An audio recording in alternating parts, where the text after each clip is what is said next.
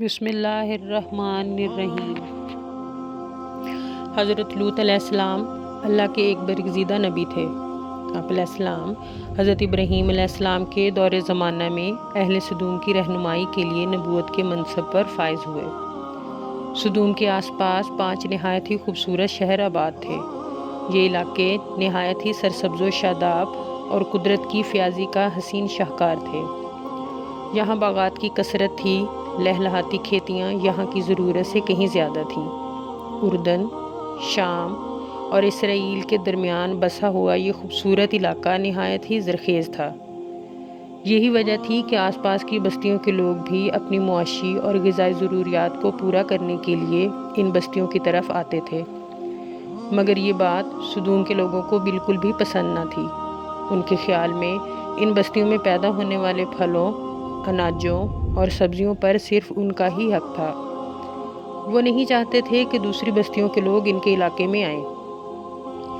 ایک دن سدوم کے لوگ اس بات پر غور و فکر کر رہے تھے کہ باہر سے آنے والے لوگوں کو یہاں آنے سے آخر کیسے روکا جائے کہ ابلیس انسان کی شکل میں ان کی محفل میں آیا اور کہا، اگر تم ان سے پیچھا چھڑوانا چاہتے ہو تو میرے کہنے پر عمل کرو۔ ابلیس نے کہا کہ اگر تم ان بستیوں کے لوگوں سے نجات چاہتے ہو تو جو تمہاری بستی میں آ جاتے ہیں تو ایسا کرو کہ جب بھی کوئی شخص تمہارے علاقے میں آئے تو تم لوگ زبردستی اس کے ساتھ اپنی خواہش پوری کرو۔ اس طرح یہ لوگ اس بستی میں آنا چھوڑ دیں گے۔ پھر اہل سدوم نے اس فعل بد کو اپنا پیشہ بنا لیا۔ نفسانی خواہشات کے لیے مردوں سے بدفعلی اس قوم کا دستور بن گئی اور بے حیائی عام ہو گئی۔ حکمران، سردار، رؤسا، ہر طبقے میں گھر گھر یہ عمل پھیل گیا۔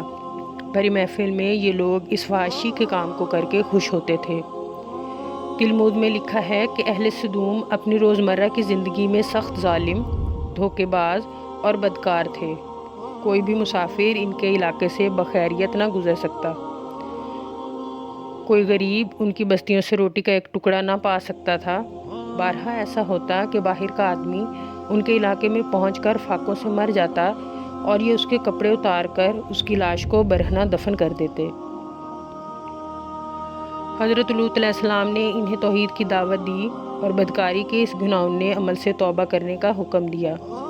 حضرت لوط علیہ السلام نے کہا، تم کیوں بے حیائی کرتے ہو؟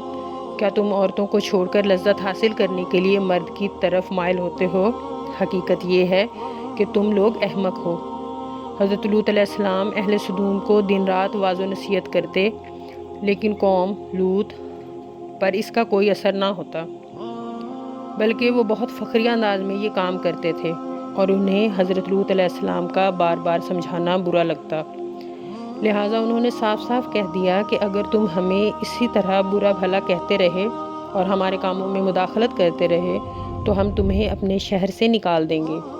لیکن حضرت لوط علیہ السلام نے نصیحت و تبلیغ کا سلسلہ جاری رکھا۔ روز روز کی نصیحت سے تنگ آ کر آخر اہل سدوم نے خود ہی عذاب الہی کا مطالبہ کر دیا اور کہا کہ اگر تم سچے ہو تو ہم پر عذاب لے آؤ۔ لہٰذا ان پر عذاب الہی کا فیصلہ ہو گیا۔ اللہ تعالیٰ نے اپنے خاص فرشتوں کو دنیا کی طرف روانہ کیا۔ وہ فرشتے حضرت لوط علیہ السلام کے گھر تشریف لے آئے۔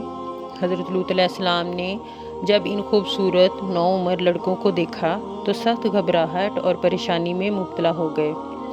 انہیں یہ خطرہ محسوس ہوا کہ اگر ان کی قوم نے انہیں دیکھ لیا تو نہ جانے وہ ان کے ساتھ کیا سلوک کریں گے۔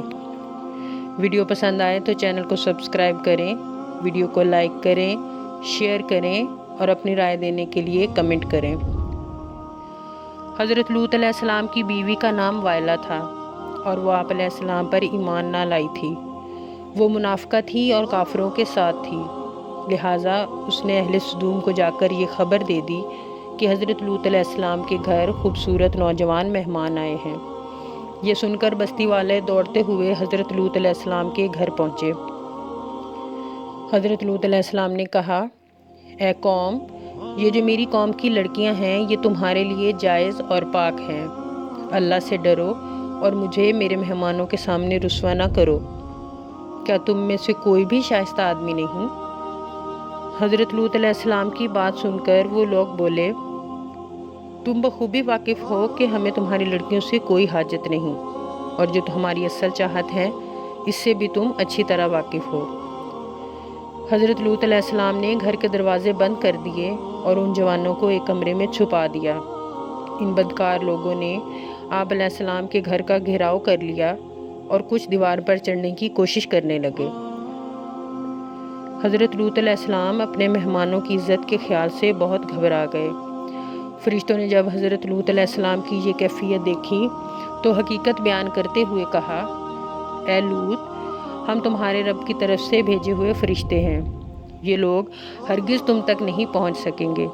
ابھی کچھ رات باقی ہے تو اپنے گھر والوں کو لے کر چل دو اور تم میں سے کوئی شخص پیچھے مڑ کر نہ دیکھے۔ جب اہل سدوم حضرت لوط علیہ السلام کے گھر کا دروازہ توڑنے پر آ گئے تو حضرت جبرائیل علیہ السلام نے گھر سے باہر نکل کر اپنے پر کا ایک کونا انہیں مارا، جس سے ان سب کی آنکھوں کے ڈھیلے باہر نکل آئے اور بصارت زائل ہو گئی۔ یہ خاص عذاب حضرت لوط علیہ السلام کے پاس بدنیتی سے آنے والے لوگوں کو پہنچا۔